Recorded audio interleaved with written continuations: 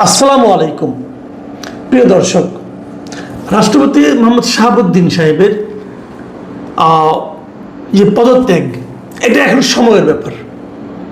গত 2-3 দিন ধরে কানাঘুষা শোনা যাচ্ছিল এবং আমি যতটুকু জানি এবং খুবই নির্ভরযোগ্য সূত্র থেকেই আমি জেনেছি যে 2-3 দিন সময় ম্যাক্সিমাম, এটা যে কোনো সময় উনি পদত্যাগ করতেছেন। এবং এই জন্যই পদত্যাগ করছেন। কেন করছেন? এই কারণটা কি? ওনার মেয়াদ তো শেষ হয়নি। উনি রাষ্ট্রপতি হিসেবে নিয়োগ পেয়েছিলেন 2023 সালের 24 এপ্রিল।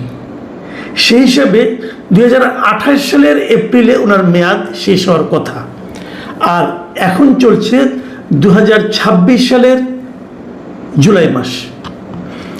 তাহলে ওনার কিন্তু আরও প্রায় 2 বছর মেয়াদ আছে, কিন্তু তার আগেই ওনার চলে যাওয়ার বিষয়টা এখন মোটামুটি চূড়ান্ত হয়ে গেছে। দেখুন, রাষ্ট্রপতি কিভাবে চলে যান। রাষ্ট্রপতি একাধিকভাবে চলে যেতে পারেন, মেয়াদ শেষ হলে চলে যেতে পারেন, উনি নিজে থেকে পদত্যাগ করতে পারেন, ওনার যদি মৃত্যু হয় তাহলে চলে যেতে পারেন, এবং ওনাকে যদি অভিশংসন করা হয়, মানে রাষ্ট্রপতি তো নির্বাচিত হন সংসদ সদস্যদের দ্বারা। যদি সংসদ সদস্যরা চান যে ওনাকে আর রাষ্ট্রপতি থাকার ওনারা চান না, তাহলে ভোট দিয়ে ওনাকে করে দিতে পারেন। সেক্ষেত্রে নিয়মটা হলো যে সংখ্যাগরিষ্ঠ সংখ্যক, মানে মিনিমাম 151 জন সংসদ সদস্য স্বাক্ষরযুক্ত একটা কাগজে ওনারা স্পিকারের কাছে বলবেন যে ওনারা রাষ্ট্রপতির অভিশংসন চান। তখন রাষ্ট্রপতি সেটা নিয়ে আলোচনা করবেন, কথাবার্তা হবে, রাষ্ট্রপতি তার প্রতিনিধিও পাঠাতে পারেন, তারপর সেটা একটা ভোট হবে। সেই ভোটে যদি 2/3 সংসদ সদস্য চান যে রাষ্ট্রপতিকে ওনারা চান না, তাহলে রাষ্ট্রপতির অভিশংসন হয়ে যায়, ওনার পদ চলে যায়। আরেকটা পদ্ধতি আছে, যদি রাষ্ট্রপতি শারীরিকভাবে অক্ষম হন, যদি মানসিকভাবে ওনার অসুস্থতা ধরা পড়ে, এ সমস্ত কারণেও ওনাকে সরিয়ে দেওয়া যেতে পারে। তো শাহাবুদ্দিন সাহেব কীভাবে যাচ্ছেন?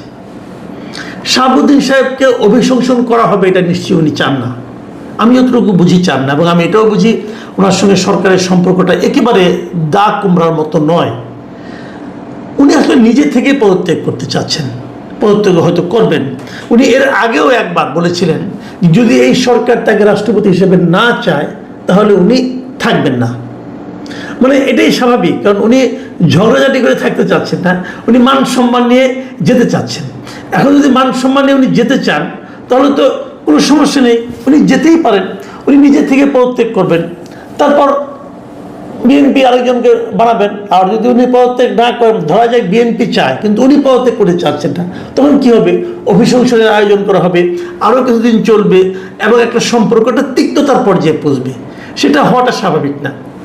সবচেয়ে ভালো হতো যদি বিএনপি তাদের এই প্রথম 5 বছর, রাষ্ট্রপতির 5 বছর, মানে 2028 এপ্রিল পর্যন্ত এই রাষ্ট্রপতিকে রেখেই দিতেন। আমি পার্সোনালি মনে করি এই কারণে যে আসলে আমাদের রাষ্ট্রপতির তেমন কোনো ক্ষমতা নাই। যতটুকু ক্ষমতা আছে এই রাষ্ট্রপতি সেই ক্ষমতার কিছুই এই বিএনপি সরকারের বিরুদ্ধে প্রয়োগ করেন নাই। বিএনপি সরকার যা যা বলেছেন উনি তাই করেছেন। এমনকি জাতীয় সংসদের রাষ্ট্রপতি যে প্রথম ভাষণ, সেই ভাষণেও কিন্তু উনি বিএনপি যেভাবে চেয়েছেন সেভাবেই দিয়েছেন। এবং সেখানে তাকে যারা রাষ্ট্রপতি বানিয়েছিল, যে সংসদ, মানে শেখ হাসিনার সংসদ, সেই শেখ হাসিনার সমালোচনা কিন্তু ওখানে করেছেন। আজীবন আওয়ামী লীগ করা এই ভদ্রলোক, যদিও রাষ্ট্রপতি হওয়ার সঙ্গে সঙ্গে তার কোনো দলীয় পরিচয় থাকে না, সে কারণে তারপরেও কিন্তু উনি এটা করেছেন।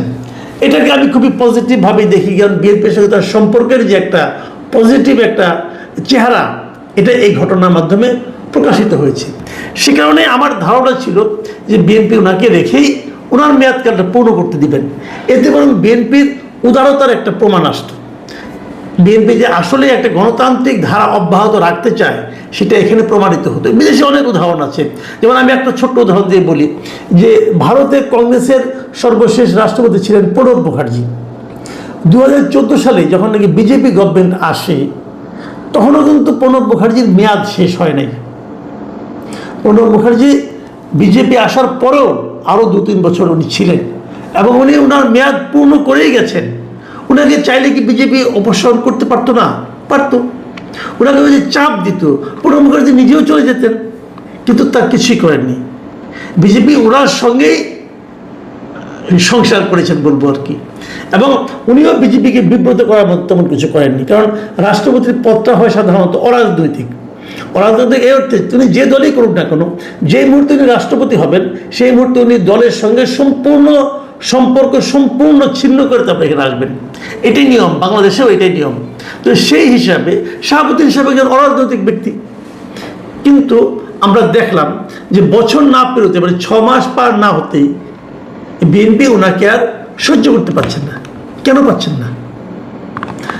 যতটুকু আমি জেনেছি বিভিন্ন সোর্স থেকে, অনেকগুলি কারণ আছে। মূল যে কারণটা আমি মনে করি সেটা আমি একটু পরে বলছি, আমি ছোট কারণগুলো আগে বলি। বিএনপির দলের মধ্যে ওনাকে নিয়ে আপত্তি উঠেছে। তারা আর চাচ্ছেন না যে শাহাবুদ্দিন সাহেব রাষ্ট্রপতি হিসেবে কন্টিনিউ করুক, যে কারণে দলের যিনি মানে চেয়ারপারসন আছেন তিনিও দলের যারা সংখ্যাগরিষ্ঠ মতামত যেগুলো আছে সেই মতামতকে অনার করতে চাচ্ছেন। এটা একটা বিষয়। বিএনপির অনেক কেন্দ্রীয় নেতা যা অনেকে আশা করছেন তাদের মূল্যায়ন ঠিক মতো হয়নি, অনেকে ভাবছেন তাদেরকে রাষ্ট্রপতি করা যেতে পারে। বিএনপিতে অনেক দিন ধরে অনেকেই করছেন, তারাও তো একটা কিছু প্রতিদান চাইবেন। তো সেখান থেকেও রাষ্ট্রপতি পদের জন্য কিছু প্রার্থী আছেন, তারাও ভাবছেন যে এই রাষ্ট্রপতি থাকলে তো আমি আরও 2 বছর আমাদের কোনো চান্স নাই, ওই চান্সটাও ওনারা নিতে চাচ্ছেন। আরেকটা কথা যেটা শুনেছি সেটা হলো যে জামায়াতে ইসলামও নাকি এই রাষ্ট্রপতি কন্টিনিউ করুক এটা চায় না। এটা তো তারা অনেক আগের থেকে চায় না। জামাত এনসিপি অনেক দিন ধরে তারা চায় না। এনসিপি তো রীতিমতো আন্দোলন বন্ধ করেছিল রাষ্ট্রপতিকে নামিয়ে দেওয়ার জন্য অন্তর্বর্তীকালীন সরকারের সময়, সেটা সম্ভব হয়নি বিএনপির কারণে। তো কোনো পলিটিক্যাল পার্টি ওনাকে রাষ্ট্রপতি হিসেবে থাকুক এটা চায় না। যেমন বিএনপি বিশেষ করে তারেক রহমান চাইতেন বলে উনি এতদিন ছিলেন। এখন যদি রাষ্ট্রপতি পদত্যাগ করেন তাহলে উনি কী কারণ দেখিয়ে পদত্যাগ করবেন? যেহেতু শুনেছি যে উনি নিজের স্বাস্থ্যগত কারণ দেখিয়ে পদত্যাগ করবেন। স্বাস্থ্যগত কারণটা কী হতে পারে? আপনারা মনে করতে পারবেন যে এ বছরের মে মাসের 9 তারিখে উনি লন্ডন গিয়েছিলেন ওনার চিকিৎসার জন্য।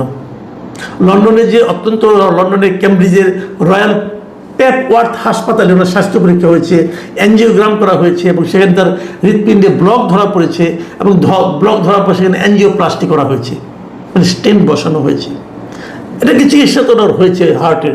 কিন্তু এই হার্টের চিকিৎসার বাইরেও ওনার আরও কিছু রোগ আছে বলে আমি জানতে পেরেছি এবং ওনাদের মানে খুব ঘনিষ্ঠ কিছু লোকের কাছ থেকে আমি জেনেছি যে ওনার এই মুহূর্তে যে রোগটা নিয়ে উনি খুব বিব্রতকর অবস্থা আছেন সেটা হলো অটোনমিক নিউরোপ্যাথি বলে এই রোগটাকে। এই অটোনমিক নিউরোপ্যাথি হলো মানে নিউরোলজিক্যাল একটা রোগ। ওনার শরীর মাঝে মাঝে খুব কাঁপতে থাকে এবং উনি মাঝে মাঝে অনেক অচেতনও হয়ে যান। এটা যে হয়ে যান এটা আমি ওনার কাছ থেকেও জেনেছি একবার। কিছু কিছু সময় ডিমনেশিয়ার মতো প্রভাব ওনার পড়ে, উনি কিছু ভুলে টুলে যান। তো এরকম একটা শারীরিক অবস্থাও কিন্তু ওনার আছে। এই শারীরিক অবস্থা নিয়ে উনি যে খুব একটা স্বাচ্ছন্দ্য বোধ করছেন তাও নয়।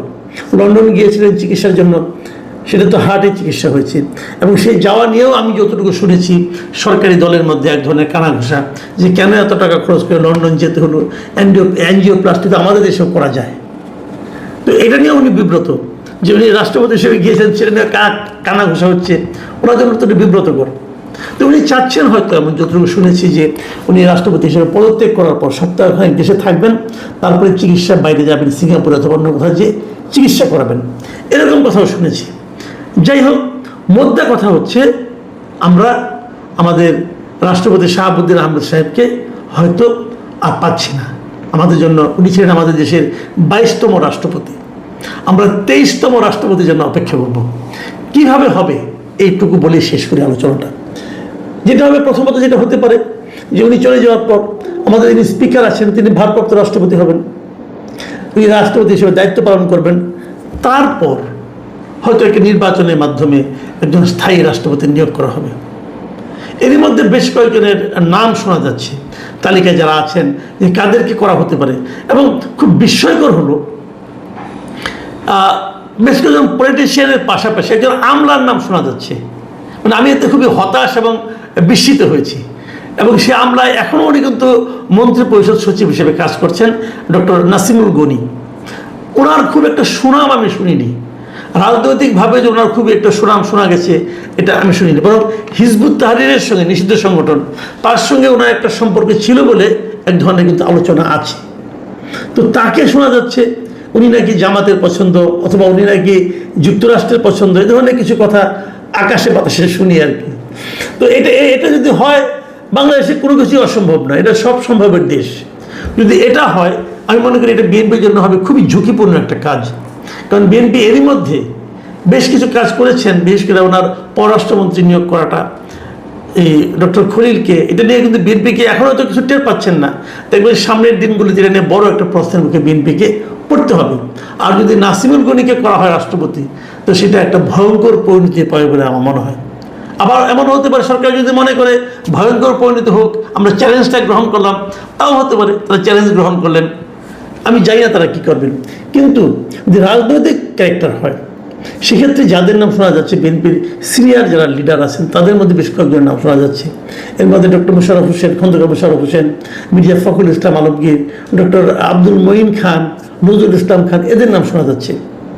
এদের মধ্যে এই চারজনের মধ্যে কাকে করা হবে আমি জানি না ঠিক, কিন্তু আমি ব্যক্তিগতভাবে মনে করি এদের মধ্যে আমার কাছে মনে হয় যে যাকে বানালে সব দিক দিয়ে ভালো হতে পারে, মানে আমি, এটা আমার পার্সোনাল চয়েস, এটা মানতে হবে। আবার দেখলাম মাহবুব কামাল ভাই, আমাদের একজন সিনিয়র সাংবাদিক, উনি ডক্টর মাহবুবুল্লাহর নাম বলেছেন যে তাকে বানালো নাকি ভালো হবে।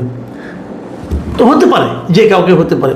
তবে আমি মনে করি কোনো একটা রাজনীতিতে যারা প্রবীণ রাজনীতিবিদ যারা আছেন, তাদের মাঝখান থেকে কাউকে না কাউকে বানালে সেটা হবে সবচেয়ে গ্রহণযোগ্য। এবং আমি নিজে পার্সোনালি মনে করি ডক্টর আব্দুল মঈন খান, উনি সব দিক দিয়ে আমার মনে হয় যে এই পদের জন্য সবচেয়ে ফিট লোক হবেন। কারণ ভদ্রলোক উনি অত্যন্ত শিক্ষিত, মার্জিত, এবং তার বিরুদ্ধে দুর্নীতির কোনো অভিযোগ আছে বলে আমি এখনো জানি না। মানে একজন নিষ্কলুষ টাইপের ক্যারেক্টার উনি। শারীরিক অবস্থা ওনার ভালো, শারীরিক অবস্থাটাও দেখতে হবে। খন্দকার মোশাররফ হোসেনের একটা শারীরিক অবস্থা খুবই খারাপ, যুদ্ধরাম যে নজরুল ইসলাম খানের শারীরিক অবস্থাও ভালো না।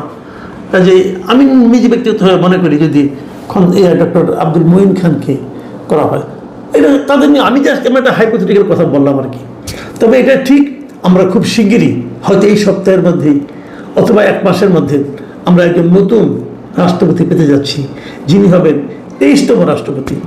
এখন যে প্রসঙ্গটা বলে শেষ করব, যে কথাটা শুরুতে বলতে চেয়েছিলাম, যে শাহাবুদ্দিন সাহেবের বিদায়ের মূল কারণটা কি? ওরা কিন্তু বিএনপি 6 মাস সহ্য করলো, আর কেউ সহ্য করতে পারছে না। আমার যেটা মনে হয় সেটা নিয়ে আপনাদের সঙ্গে একটু আমি মত বিনিময় করতে চাই। সেটা হলো, আপনারা দেখেছেন কিছুদিন আগে আওয়ামী লীগের সভানেত্রী শেখ হাসিনা বলেছেন যে উনি ডিসেম্বরে দেশে আসছেন। এখন উনি ডিসেম্বরের আগে দেশে আসছেন। এখন ডিসেম্বরের আগে মানে যে কোনো সময় উনি আসতে পারেন, অথবা আসার চেষ্টা করতে পারেন, অথবা আশা নিয়ে নানা ধরনের আলোচনা হতে পারে।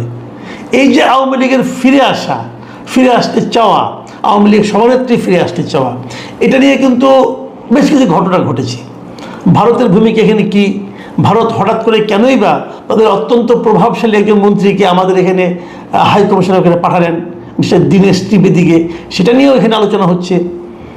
এই সমস্ত আলোচনার মধ্যে যতদূর আমি শুনতে পেরেছি, জানতে পেরেছি, যে বিএনপি প্রেসিডেন্ট হিসেবে শাহাবুদ্দিন সাহেবকে নিয়ে আর ঝুঁকি নিতে চাচ্ছেন না।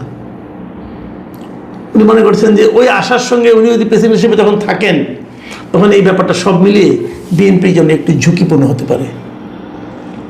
তাহলে কি শেখ হাসিনার সেই ঘোষণা, সেটাই শাহাবুদ্দিন সাহেবের বিদায়ের জন্য মূল কারণ হয়ে দাঁড়ালো? আমরা বলতে পারবো না, কারণ এগুলি কোনো প্রমাণ নেই। তবে আলোচনাটা কিন্তু এভাবে অগ্রসর হতে থাকবে। প্রিয় দর্শক, যেটাই ঘটুক আমরা অপেক্ষা করি। কিন্তু আমি ব্যক্তিগতভাবে আগেই বলেছি যে গণতান্ত্রিক ধারা অব্যাহত রাখাটাই সবার জন্য সম্মানজনক হতে পারত।